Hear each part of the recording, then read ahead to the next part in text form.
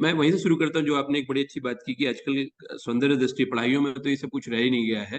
तो गुरुजी ये बोलते थे, गुरुजी का एक बहुत बढ़िया चीज मतलब स्टेटमेंट था और ऑब्जर्वेशन था कि हमारी पढ़ाइयों में कभी सौंदर्य दृष्टि बहुत ही महत्व की विषय थी। और पढ़ाइयाँ जब वो बात कर रहे हैं तो पढ़ाइयों का मतलब केवल जो क्लासरूम वाली पढ़ाइयों की बात नहीं हो रही, बट जीवन की जो पढ़ाइयाँ होती थी, घर से सीखता था बच्चा, बाहर से सीखता था, जो हमारे फेस्टिवल्स होते थे, ये सारी चीजों से जो सिखाया जाता था। कभी हमारे यहाँ सौंदर्य दृष्टि बहुत ही महत्व की चीज थी। आज हमारी पूरी पढ़ाइयों में, घर में भी कुछ नहीं हम उस विषय में बात करते हैं, और ना बाकी सारी चीजें होती हैं उसमें विषय में बात होती है। तो सौंदर्य दृष्टि कभी बहुत ही महत्व की चीज होती थी, क्योंकि वो बताते हैं कि सौंदर्य जब दृष्टि जब रहती है तो आदमी अपने हिसाब से जीता है। और जब सौंदर्य दृष्टि खत्म हो जाती है तो स्टेटस का चक्कर पड़ जाता है। स्टेटस मतलब कंपैरिजन का।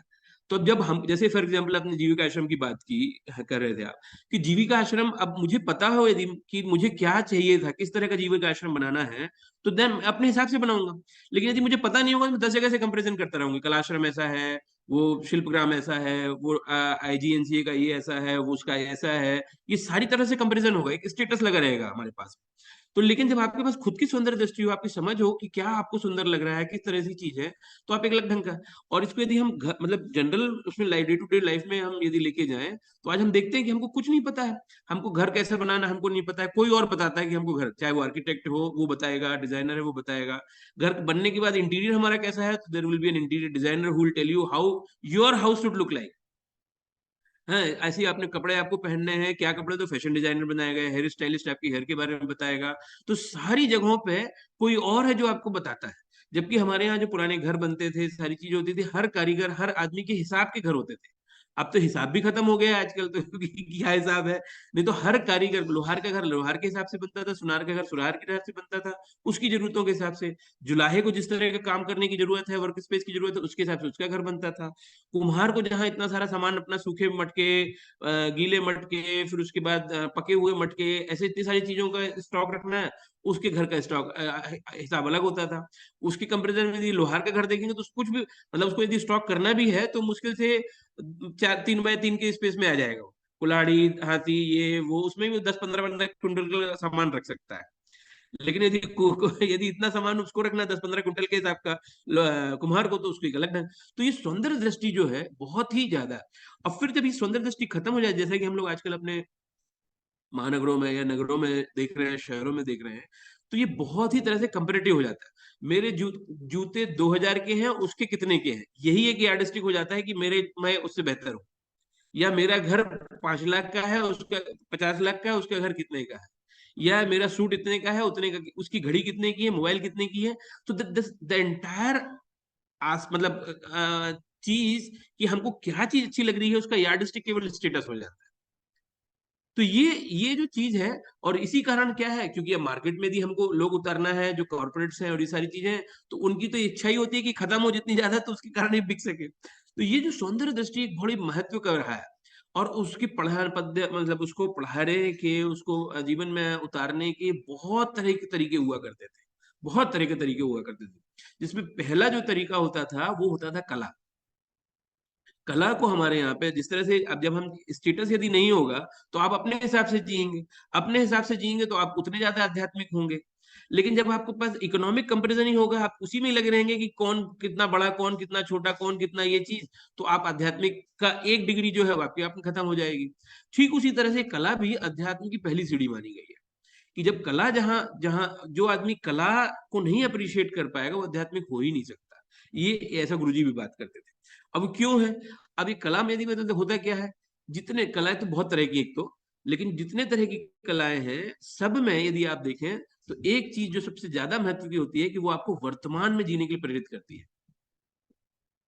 और हमारी अध्यात्म में हम यही बात करते हैं कि हम या तो अपने भूत के उसमें जीते हैं, विचारों में, समय में, या भविष्य के विचारों में, समय में, उसकी प्लानिंग के लिए ये करना है, वो करना है, ऐसा करना है, ये सारी चीजें।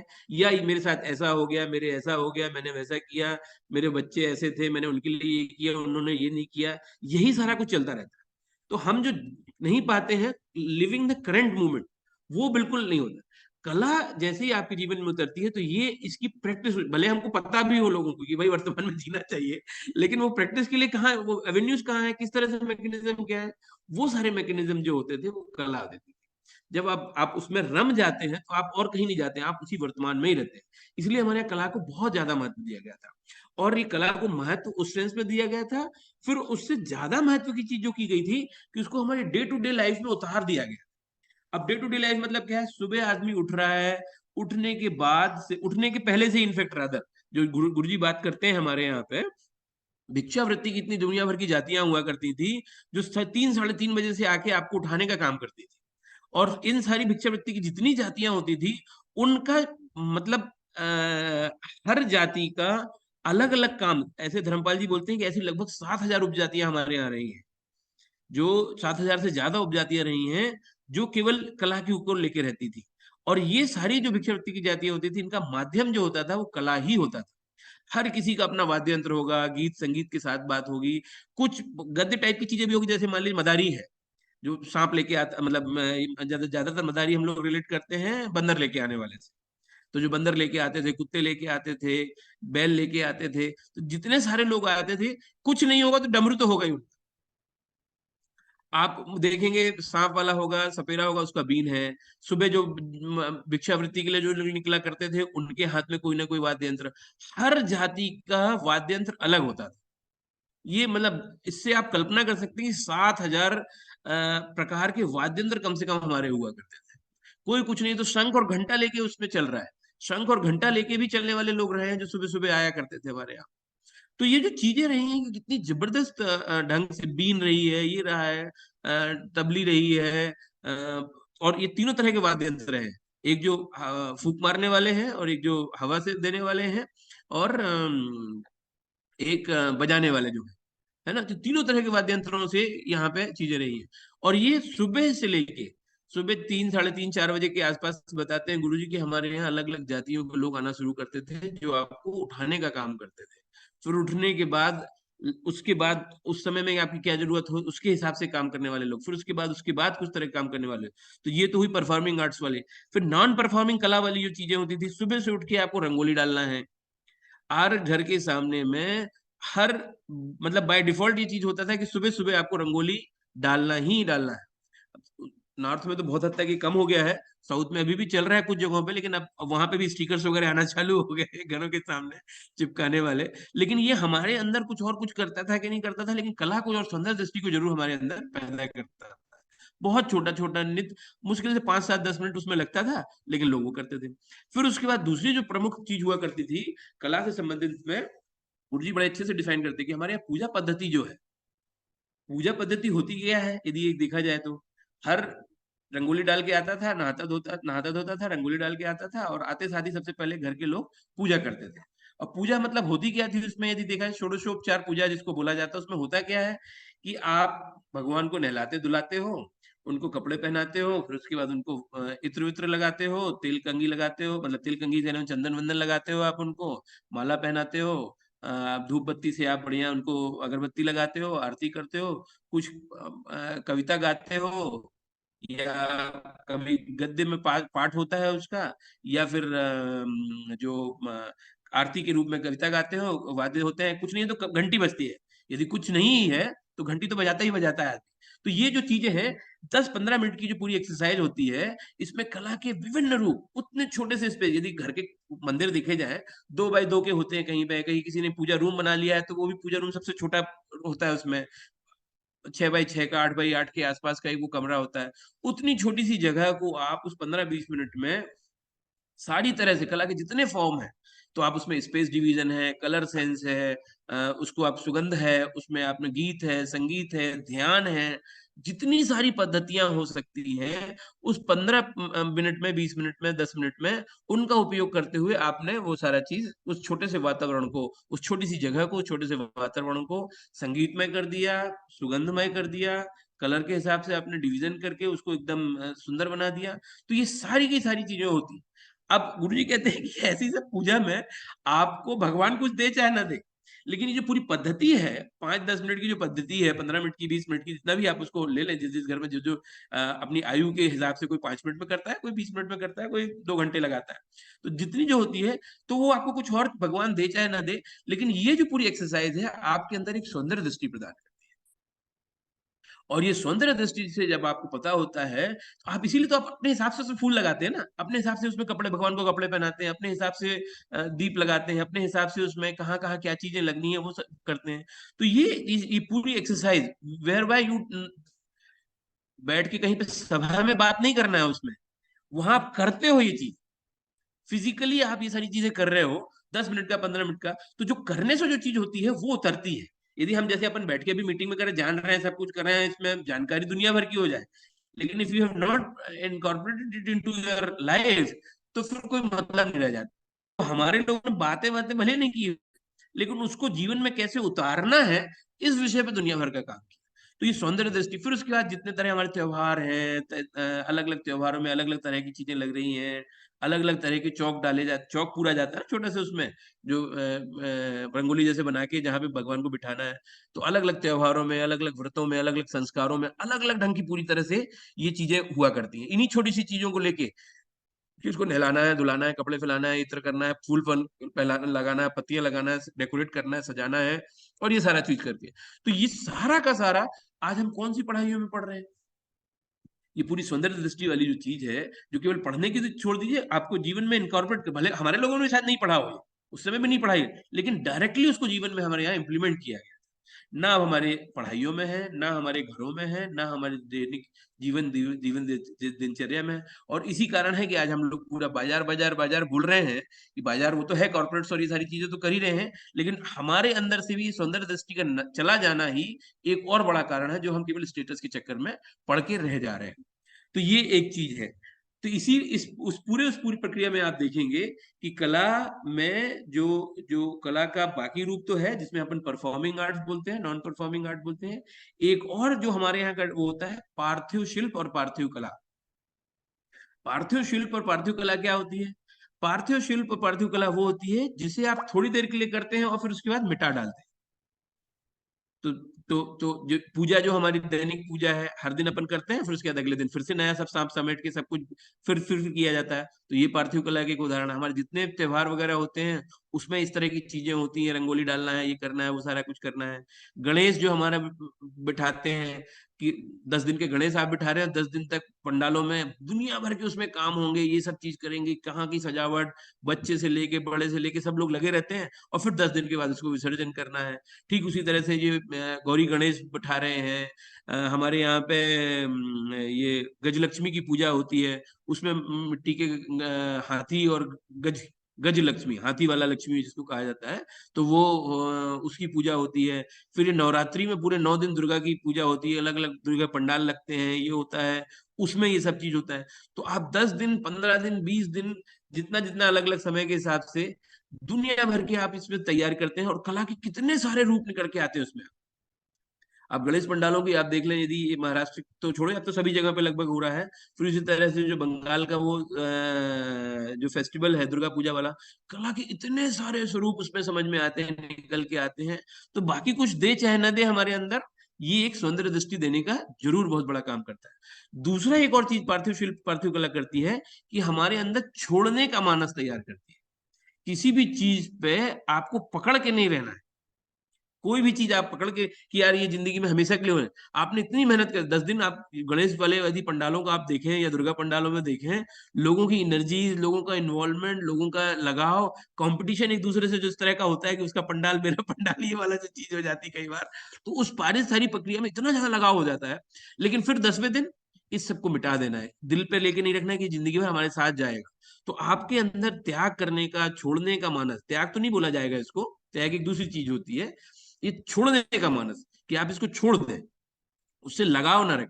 तो जो लगाव, मोह माया वाला जो हम लोग बात करते हैं ना, तो ये उससे धीरे धीरे ये, और ये धीरे धीरे आपके अंदर लगातार साल में कितनी बार ये सारी चीज करना है, दैनिक लेवल पे करना है, इसमें करना है, तो सहज ही रूप से हमारे अंदर में ये अपरिग्रह वाली जो चीज है, किसी चीज को, जो आजकल माइंडफुल कंजम्पशन कोई बात करता है, कोई दुनिया भर की चीजें बात करता है ना कि हमारा माइंडफुल कंजम्पशन कैसा है, तो मिनिमलिस्टिक अप्रोच वाला चीज, अपने आप ये सारी चीजें आप छोड़ने के मानस में रहते हो।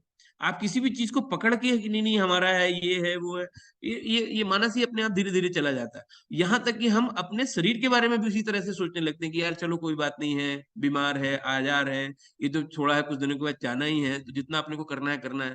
तो उसके प्रति भी बहुत लगाव, मोह माया, ममता, ये सब चीज नहीं रह जाती परिवारों में। आजकल जैसे हम लोग अर्बन एरियाज में देख रहे हैं, बच्चों के प्रति कितना ज्यादा लोगों को लगाव है, ये है ये।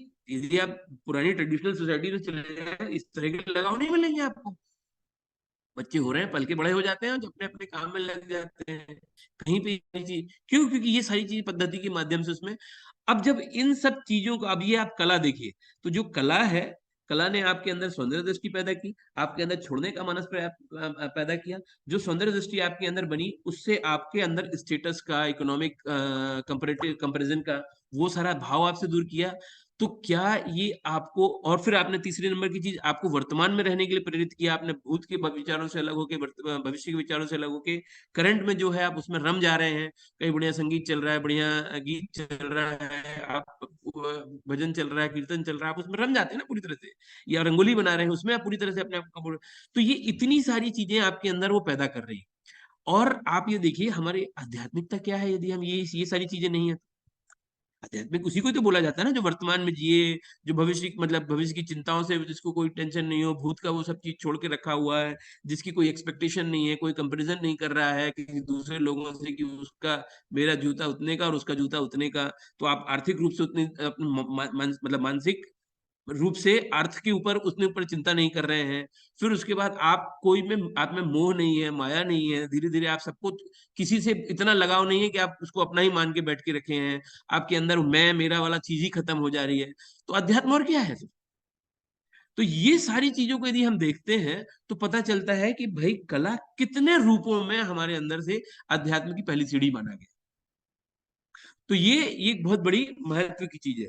दूसरी चीज जो है, कला सौंदर्य दृष्टि के साथ साथ हमारे साथ में एक बहुत ही इंपॉर्टेंट एस्पेक्ट होता है डिजाइन का। डिजाइन जो है, ऐसा मतलब आज की जो लोग उसके अलग अलग नहीं परिचित है, तो कला, डिजाइन, सौंदर्य दृष्टि सबको एक ही रूप, एक ही जैसा लगता है, और बहुत अर्थ में वो समानार्थी शब्दों के रूप में, इंटरचेंजेबल शब्दों के रूप में प्रयोग भी हो रहा है। लेकिन डिजाइन जो है, वो एक ही चीज को करने के कई तरीके हो सकते हैं। मैं मेरी यही बैठा हूँ टेबल में आपके साथ में, ये टेबल में रखा लैपटॉप रखा हुआ है। ये टेबल कई तरह की हो सकती है, लैपटॉप कई तरह का हो सकता है। ये लैपटॉप हो या कुछ और चीज हो, ये भी हम देख सकते हैं। ये टेबल हो या कुछ और चीज हो, ये भी कुछ और चीज हो। तो ये डिजाइन है, ये बहुत महत्व की चीज हमारे यहाँ मानी गई है। और गुरुजी से जो, मतलब मैं आपने कहा कि गुरुजी के साथ में रहा, रविंद्र शर्मा जी के साथ में, तो मुझे जीवन में उनकी यदि दो तीन प्रमुख बातें मानी जाए, पूरा उसको कलआउट करके लाइफ में, कुछ जो तीन महत्वपूर्ण, दो महत्वपूर्ण यदि चीजें आना बताना पड़े, तो उसमें ये डिजाइन बहुत महत्व की चीज है। कि हम कैसी डिजाइन की चीजों में, संरचनाओं में रह रहे हैं। और इसको एक्सटेंड कर दे तो हम, तो तीन चीजें मैं भी बता ही देता हूँ लगातार, जो मुझे समझ में आती है। तो एक चीज जो है मुझे समझ में आई, ये छोटी टेक्नोलॉजी वाला जो पूरा मामला है। टेक्नोलॉजी में, ये छोटी टेक्नोलॉजी वर्सेस बड़ी technology, mass production versus production by masses, जिसको उस ढंग से बात करते हैं। लेकिन उसके एस्पेक्ट खाली प्रोडक्शन, मास प्रोडक्शन और प्रोडक्शन बाय मासेस बस नहीं है, उसके बहुत सारे फेसेट्स हैं। तो वो जो कुटीर उद्योग है, छोटे बिजनेस हैं, घरेलू कौटुंबिक उद्योग हैं, अलग अलग नामों से इसको बताया जाता है।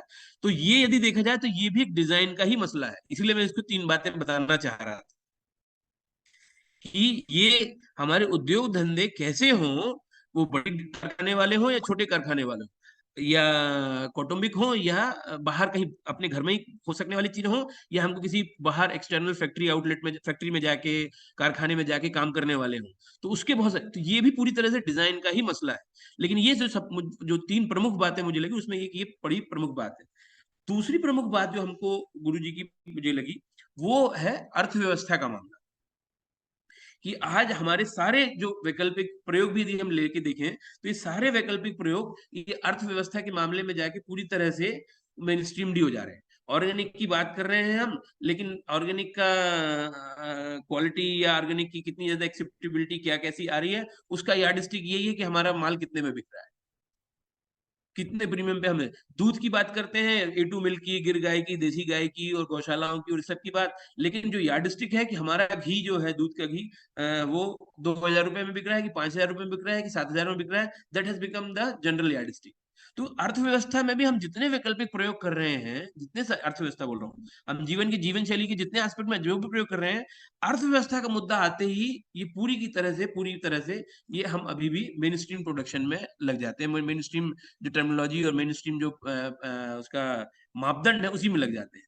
तो जो गुरुजी की बात रही है कि सहयोग आधारित हमारी अर्थव्यवस्था कैसी रही है, समृद्धि कारक और सहयोग आधारित, जो समृद्धि की नहीं, संपन्नता की नहीं, समृद्धि की बात करती है, जो व्यक्तिगत कमाई की नहीं, पारिवारिक कमाई की बात करती है, जो इंडिविजुअलिज्म की नहीं, कम्युनिटी की जो बात करती है, समाज की जो बात करती है, व्यक्तिवादिता से बदले सामाजिक जो होता है। तो ऐसे ये दूसरा एस्पेक्ट है। और तीसरा जो एस्पेक्ट है, जो कि ये दोनों भी डिजाइन के ही चीज है, क्योंकि डिजाइन को पवन जी इसको जरा अच्छे से एक्सप्लेन करते हैं कि डिजाइन हमारी मूर्त डिजाइन बस नहीं है, मतलब टेंजिबल डिजाइन वाली बात नहीं है कि ये जो मैं कड़ा पहना हूँ, ये कड़ा किस तरह का है, कौन सी डिजाइन का है, इसमें ये बना है, ये धागा पहना है, या चश्मा है किस डिजाइन का है, ये बस नहीं है। बट हमारी व्यवस्थाएं भी एक तरह की सामाजिक डिजाइन ही है। जब तक हम उसको व्यवस्थाओं के रूप में, तो भारतीय व्यवस्था, परंपरागत व्यवस्था, आधुनिक व्यवस्था, इनको भी हम डिकोड करके व्यवस्था के रूप में और उसको डिजाइन के रूप में नहीं समझेंगे, तो ये मामला अधूरा रह जाएगा। तो उस दृष्टि से डिजाइन हमारे लिए बहुत इंपॉर्टेंट चीज है। तो ये तीन चीजें मुझे उनकी बड़ी, उसमें डिजाइन एक बहुत महत्व की चीज है। तो गुरुजी ये कहते हैं कि डिजाइन जो है, उनकी उनकी यदि डेफिनेशन में बात करूं, तो वो बहुत अच्छे से बताते हैं कि आज हमारे पूरी जो जो हमारा साहित्य है, उसमें ये बताया गया है कि आत्मा और परमात्मा दो अलग अलग है। हमारे अंदर जो, सबके अंदर में आत्मा और एक परमात्मा है। तो ये आत्मा और परमात्मा, तो आत्मा जो है, ये दोनों एक ही अंश है। तो आत्मा हमेशा जो इच्छा होती है उसकी कि वो परमात्मा से मिलना चाहती है, लेकिन आत्मा और परमात्मा के बीच में माया नाम की एक चीज आ जाती है, जो आत्मा को परमात्मा से मिलने नहीं देती। तो गुरु जी कहते हैं कि मेरी दृष्टि में ये माया और कुछ नहीं, ये डिजाइन ही है। यदि हम इस डिजाइन के घर में रहेंगे तो हम ऐसे बनेंगे, हम उस डिजाइन के घर में रहेंगे तो हम वैसे बनेंगे। एक तरह का आपकी डिजाइन कैसी है, ये निर्धारित करेगा कि आप अपने आत्मा और परमात्मा मिल पाएगी कि नहीं। तो ये डिजाइन इतना बड़ा महत्व की चीज है। यदि आप जैसे, हम सिंपल सी घर की भी बात कर रहे हैं, घर में जो हमारा डिजाइन है, ये घर के डिजाइन हम निर्धारित करते हैं कि हम व्यक्तिवादी बनेंगे या सामाजिक बनेंगे। ये हम ये घर के डिजाइन आराम से निर्धारित कर रहा है आज के समय में, कि आप व्यक्तिवादी बनते जा रहे हैं लगातार, इंडिविजुअलिस्टिक इंडिविजुअलिस्टिक ये सारी आपकी सोच डेवलप हो रही है, कि फैमिलियल, कम्युनिटी, कौटुंबिक, ये सारी चीज डेवलप, ये बहुत हद तक घर के डिजाइन कर रहे हैं। जहां आपके प्राइवेट रूम्स हैं, बेडरूम एक अलग चीज है, डाइनिंग रूम एक अलग चीज है, ये स्टडी रूम एक अलग चीज है। जबकि हमारे पुराने घरों में देख लीजिए, इससे ये क्या, ये सारे काम होते नहीं थे। बेडरूम में सोता नहीं था कोई, किचन नहीं होता था, ये क्या नहीं होता। But did we have any such distinction between the things? No. आप यहाँ घर में, आश्रम में भी आके लोग हमारे साथ, जो आप आश्रम के भी अनुभव की बात कर रहे थे ना, आश्रम में भी हमारे यहाँ जो जो छोटे बड़े जो भी स्ट्रक्चर्स बने हैं, तो लोग पूछते हैं ये क्या है। तो हमारे यहाँ ये क्या है वाला कोई कॉन्सेप्ट ही नहीं है। किचन वाला एरिया भी डाइनिंग के रूप में भी यूज होता है।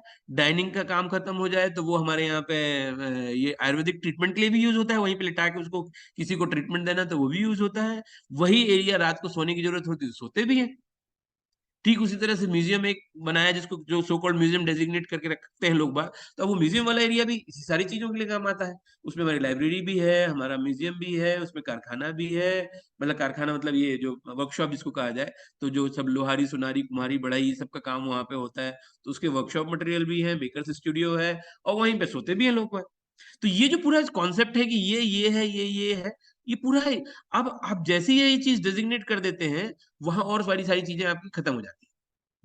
और न केवल खत्म हो जाती हैं, उसी चीज अकेले के लिए, उस व्यक्तिवादिता को आप लगातार इसको पोषित करते जाते हैं। ठीक उसी तरह से ये घर का डिजाइन निर्धारित करता है कि आप प्रकृति से प्रेम करने वाले बनेंगे कि प्रकृति से दुश्मनी मानने वाले चले। वहां आपको धूप यूजफुल लगती है कि वहां धूप आपको दुश्मन लगती है, कि यार इतनी गर्मी पड़ रही है, इतना ये हो जा रहा है, इतना ये सारी चीज है। तो आपके घर का डिजाइन निर्धारित करता है कि आप कैसे कैसे कैसे कैसे क्या क्या चीज करें। तो आज हो यही रहा है। आज हमारे यहाँ पे लोग बोल रहे हैं महानगरों में लोग प्रकृति के दुश्मन बन के बैठ, क्यों? प्रकृति की मतलब वो बोलेंगे जरूर कि नहीं नहीं, ये प्रकृति हमको है एनवायरमेंट फ्रेंडली, हम लोग ये करते हैं वो करते हैं, बट घर में एक पेड़ उगा है यदि धोखे से, तो उसको क्या सबसे पहले कोशिश होती है उसको निकाल के फेंकना है। या बाहर पेड़ लगा हुए है आपके घरों में, तो उसके जो पत्ते, पतझड़ तो होना ही है, हर साल होना है पतझड़, पतझड़ के मौसम में उसके पत्ते गिरेंगे गिरेंगे, तो वो एक बहुत बड़ा एक हेडेक हो जाता है। क्यों? क्योंकि अब उसको डिस्पोज ऑफ करने की चीज अलग होगी, वो डिजाइन वैसा है जहां पे वो पत्ते आपको कचड़ा समझ में आता है। पत्ते कहीं से अदरवाइज कोई कचड़ा नहीं है। गोबर आपकी यदि गाय चली आपके यहाँ आजू बाजू घूम रही है कर रही है और गोबर करके चली गई, तो वो कचड़ा है हमारे लिए। तो जो डेफिनेशन ऑफ कचड़ा है, ये कौन डिसाइड कर रहा है अभी? ये घर का डिजाइन डिसाइड कर रहा है कि आप किस तरह के घर में, घर और आसपास की लोकेलिटी, आपकी कम्युनिटी, आपका जो गेटेड कम्युनिटी वाले जो सारे सब कॉन्सेप्ट्स आ गए हैं, वो डिसाइड कर रहे हैं कि ये कचड़ा है नहीं। यदि हमारे यहाँ पे ये गोबर कर देते तो हम लोग, आप बिलीव नहीं करेंगे, हमारे यहाँ 4-5 गाय हैं।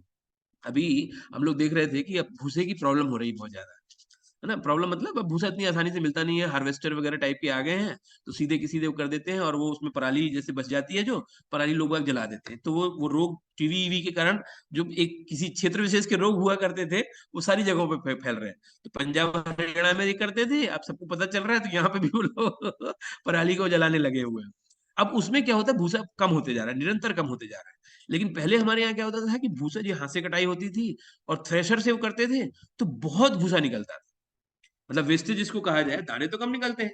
हार्वेस्टर में क्या करता है, वो ऊपर से काटता है, मतलब इतना बड़ा यदि मान लीजिए वो है, तो वो जमीन से ऊपर से, काफी ऊपर से काटता है।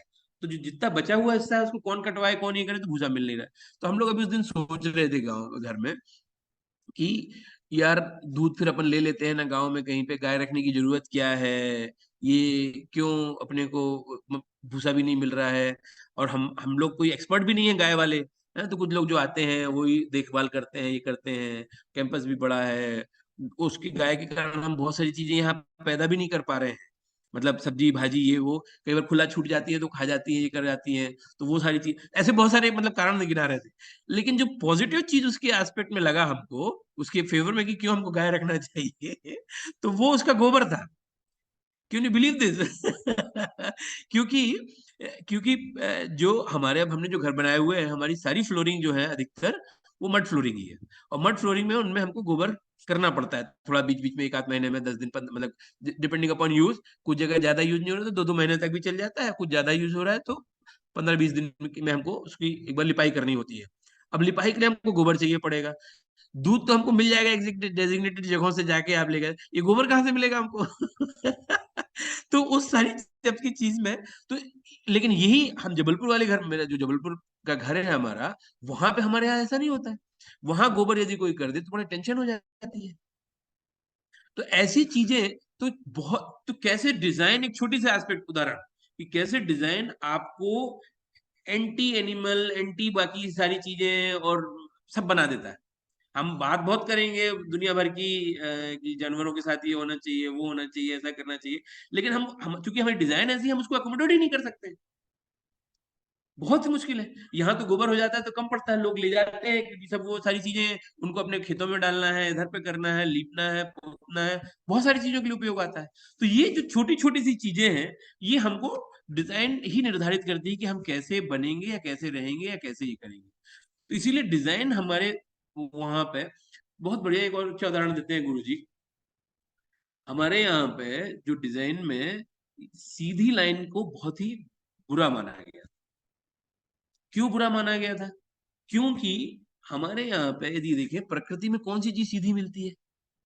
कोई भी चीज आपको देखने में हार्डली, पेड़ पौधे, जितने जानवर हैं, हमारे शरीर की हड्डियां, अलग अलग अंग, स्ट्रेट लाइन में कितनी चीजें मिलेंगी आपको? कोई चीज नहीं। तो जब हम समाज जो हमारा हुआ करता, जब प्रकृति से सामंजस्य बना के जीता था, तो प्रकृति की इन सारी चीजों को उसने आत्मसात कर लिया था।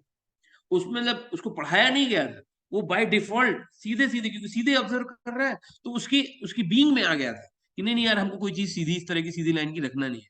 तो आप पुरानी चीजें देखेंगे, घरों की गलियां, ये आप गाँव में चले जाएं, पुराने आपके शहरों में भी, इनफैक्ट जो पुराने इलाके हैं, पुराने जो मोहल्ले हैं, कॉलोनीज हैं, वहां भी आप देखेंगे तो कोई आपको गली सीधी नहीं मिलेगी। सब टेढ़ी मेढ़ी मेढ़ी वृंदावन की कुंज गलिन में जो अपन पूरा गाना गाते हैं और देख के भी आते हैं, उसी चीज को दिखाया जाता है। छोटी छोटी छोटी छोटी छोटी गलियां, यहाँ गांव में आप चले जाइए, स्ट्रेट लाइन की आपको कोई चीज नहीं मिलेगी। घर हमारे जो बनते थे उसमें भी स्ट्रेट लाइन को गायब किया गया था।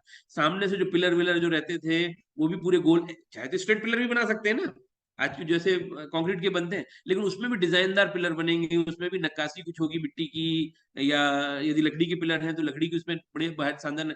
तो सीधी लाइन उधर से भी गायब। फिर उसके बाद जो घर भी बन रहे हैं, घर की भी जो पूरी ओवरऑल डिजाइन देखा जाएंगे वो भी उसी तरह। तो हमारे कारीगर जितने चीजें बनाते थे ठीक उसी तरह से कोई भी हमारा आभूषण सुनार लोहार बनाते होंगे तो नहीं। हमारे लोहारों के जो औजार बनते थे उनमें आपको सीधापन कहीं बहुत हार्डली मिलेगा। फिर मटके मतलब बनाए, कुम्हार जो बनाए चीज करते थे उनमें भी कोई आपको हमारे यहाँ देखेंगे पीने के पानी के लिए, भारत में, भारत की भाषाओं में गुरुजी कहते हैं गिलास नाम का शब्द ही नहीं था, क्योंकि गिलास जो है वो एक सीधी लाइन की चीज है। तो गिलास शब्द ही नहीं है, उसको कुछ ऐसी गिलासू, गिलास, गिलसिया ऐसा शब्दों का उपयोग कर देंगे जो गिलास से मिलता जुलता है। तो उस, और हमारे यहाँ क्योंकि क्या होता था, गिलास पीने के पानी की जरूरतों के लिए गड़वा होता था, लोटा होता था, मटका होता था, गुंडी होती थी, गगरी होती थी, ये सारी चीजें होती थी, जिसका जो जो अपने आप में ही गोल होता है। तो ये जो पूरा डिजाइन का ये एस्पेक्ट है, ये हमको बहुत अच्छे से देखना होगा, क्योंकि डिजाइन ही आपको सारी चीज, एक बहुत महत्वपूर्ण सिद्धांत हमारी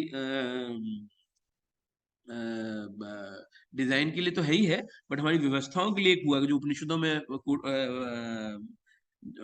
डिकोड किया गया है और लिखा गया है कि पूर्णमदः पूर्णमिदं पूर्णात पूर्णमुदच्यते पूर्णस्य पूर्णमादाय पूर्णमेव वशिष्यते। कि यह भी पूर्ण है, वह भी पूर्ण है। पूर्ण में कुछ मिलता है तो भी पूर्ण है, और पूर्ण में से कुछ निकलता है तो भी पूर्ण है। हर परिस्थिति में परिपूर्ण रहना। तो हर परिस्थिति में परिपूर्ण रहना मतलब कि अभी लाइट, अभी चलते चलते लाइट चली जाए, हमारा नेटवर्क चला जाए, कितने लोग हैं जो टेंशन में आ जाएंगे, कितने लोग उसमें आ जाएंगे।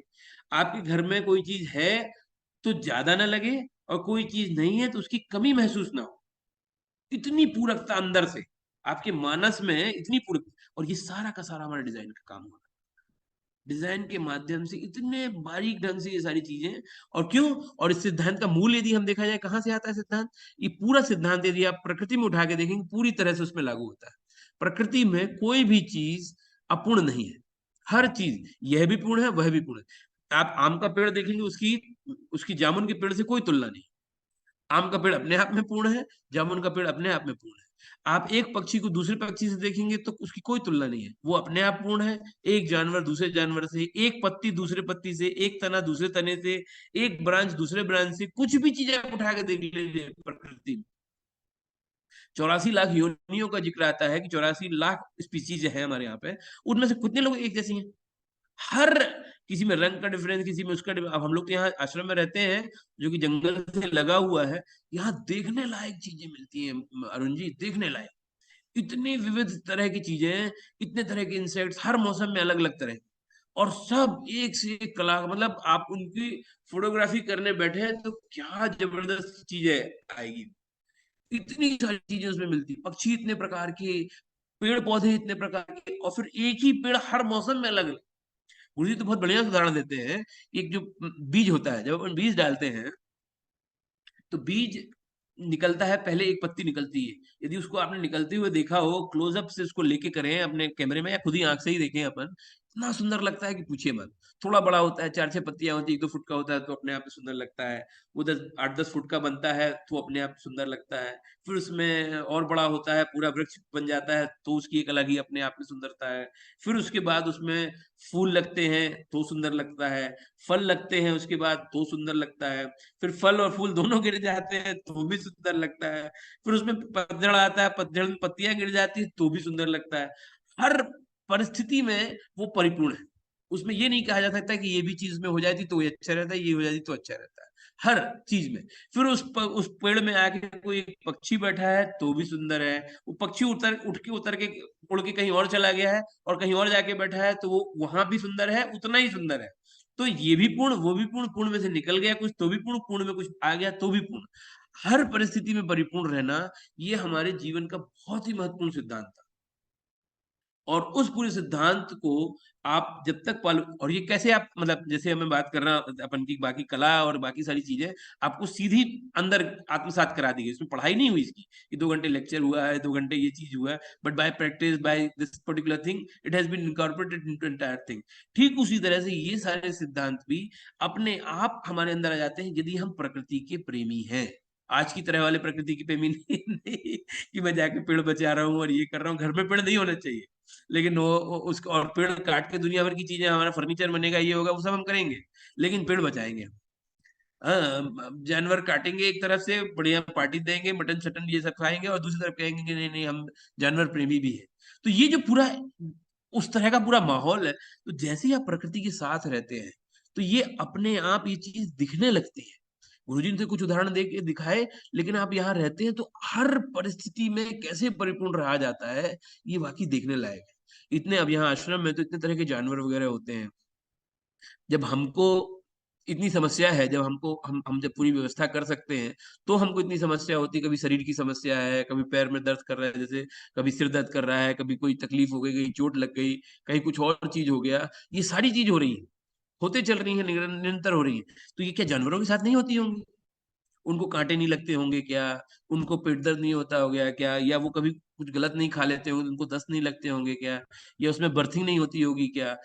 जब बच्चे पैदा होते हैं तो उसके बाद लालन पोषण नहीं होता होगा क्या? सब होता है। यदि आप उसको ऑब्जर्व करते हैं तो आपकी life, you will not believe जी, इतनी सिंपल हो जाती है, इतनी सिंपल हो जाती है कि ये सारे जो हमारे नोशंस बहुत सारे डेवलप हो जाते हैं ना, जो कि हमको आध्यात्मिक अनाध्यात्मिक बनाने लगते हैं आज की सब। तो उसमें सोशल डिस्क्रिमिनेशन, जेंडर डिस्क्रिमिनेशन, ये वो दुनिया भर की चीजें उसमें दिखेंगी।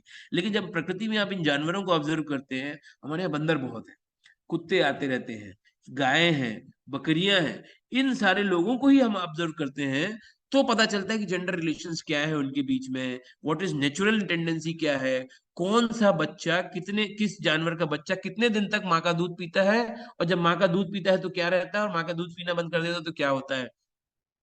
गाय के बछड़े होते हैं वो भी दूध पीते हैं, बंदर के बच्चे होते हैं वो भी दूध पीते हैं, कुत्ते के बच्चे पैदा होते हैं, सुअर हैं यहाँ पे आजू बाजू, उनके बच्चे हैं वो दूध पीते हैं। और उनकी व्यवस्था कौन करता है? जो आज आज आज हम दुनिया भर की चीजें, इन सब चीजों से हम समझ सकते हैं ना जेंडर रिलेशंस क्या है, उसमें मेल की क्या भूमिका है, फीमेल की क्या भूमिका है, व्हाट इज नेचुरल उस सेंस में। वो नेचर को हम आज हम जब चीजें इन सबसे दूर हो गए तो हमको ये सब दुनिया भर की चीजें बताना पड़ रहा है, बताना पड़ रहा है, करना पड़ता है। लेकिन जब उनके साथ रहते तो पता चलता है, कोई बीमार हो जाए, कोई ये हो जाए। हमने एक बार, आप बिलीव नहीं करेंगे कि हमारी वेजिटेबल गार्डन है छोटा सा, सब्जी अपनी किचन गार्डन जैसा, तो किचन गार्डन है तो बंदर बहुत है तो उसको केज कर लिया, केज कर लिया उसको। तो उसमें एक बार छोटी सी बंदरिया कहीं से घुस गई। छोटा सा बच्चा बंदर का, बच्चा या बच्ची जो भी था भगवान जाने, बोलने में तो बंदरिया बोलते हैं हम लोग तो बंदरिया घुस गई उसमें। तो आप बिलीव नहीं करोगे, करीब 1.5 घंटे तक कम से कम 50 से 60 बंदर उसके आजू बाजू ही थे, उसके आजू बाजू थे। उसको देखना, उसको पूरा मतलब कंफर्ट जिसको करना है, और जो कोई घुस रहा है वो आजू बाजू निकल रहा है, मेल जिस तरह मतलब हम लोग आ रहे हैं, पुरुष बोल रहा हूँ, कोई भी आदमी जा रहा है, कुत्ता जा रहा है, तो किस तरह से उनके रिएक्शंस थे, क्या कम्युनिटी लिविंग होती है आप समझ सकते हैं। ठीक उसी तरह से हमारे यहाँ आश्रम में ही एक पेड़ में 2-3 पेड़ है, उसपे तोते रहते हैं, पैरट्स, मिट्ठू। तो पैरट रहते हैं, तो एक बार मेरी बिटिया जो थी, अब तो खैर बड़ी हो गई है थोड़ी सी, तो बोल नहीं, पापा हमको ये करो। और गांव के बच्चे भी 10-12 साल के बच्चे जो होते हैं वो सब एक्सपर्ट होते हैं सब चीज नहीं चलने में। तो वो चढ़ जाते हैं ऊपर, और उनके घोंसले से बच्चे ले आते हैं। जो बच्चे पैदा मतलब जब पालने वाले जो होते हैं ना, मिट्ठू तो पाला जाते हैं, बहुत ज्यादा पालते थे, तो उनको उस उम्र में लेके आना है कि जब उसके पर नहीं निकले हों, तब से वो पालना उसको शुरू किया जाता है, उसको डोमेस्टिकेट किया जाता है। तो वो 10-11 साल के बच्चे, 12 साल के बच्चे वो सब जानते हैं।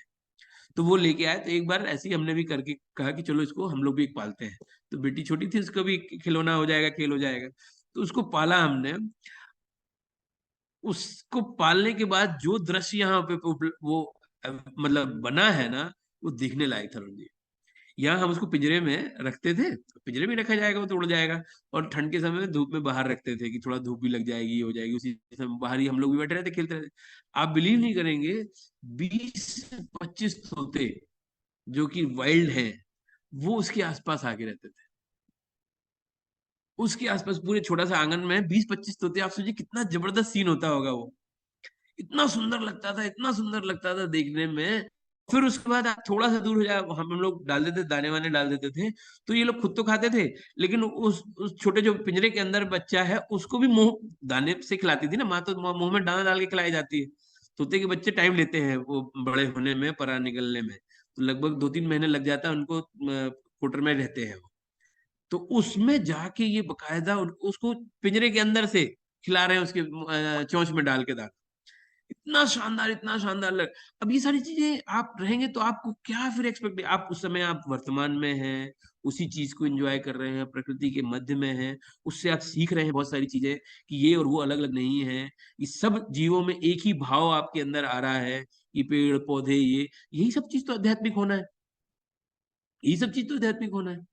आज हम अध्यात्म को खाली ऐसा 2 घंटे तप कर लिया, प्राणायाम कर लिया, योगा कर लिया, ध्यान कर लिया, ये सारी चीज कर रहे हैं। लेकिन ये जो आप जिस तरह का ध्यान आप कर रहे हैं सारे लोगों में, इस प्रकृति के साथ में, सारे जीवों के साथ में, सारे पेड़ पौधों के साथ में अपना एकत्व का भाव आपके अंदर आ रहा है, तो यही तो आध्यात्मिकता है। जब आप उसको मतलब आदमी आदमी कुछ डिफरेंस तो आप ठीक है, वो तो बहुत और भी चीज आगे की हो गई, वो नहीं कर पाएंगे तो और अच्छी बात है, लेकिन कम से कम ये जीवों के साथ तो आप में एक चीज आ रही है।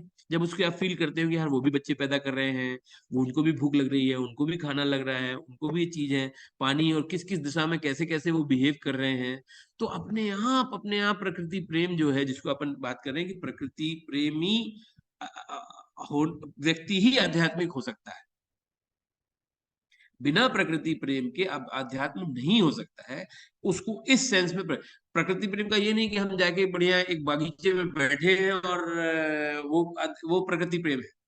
तो प्रकृति प्रेम उन सारी चीजों को, उन सारे जीवों के साथ में, जंतुओं के साथ में, प्रकृति में होने जितनी सारी चीजें हैं, उन सी चीजों के साथ में अपनापन का भाव महसूस करना, अपने एक जैसे उनको लगना, ये जो चीज है ये प्रकृति प्रेम है। तो मेरे ख्याल से ये कुछ कुछ बातें थी अरुण जी, जो जो गुरुजी से मैंने देखा और थोड़ा बहुत आश्रम में रहते रहते भी समझ में आया।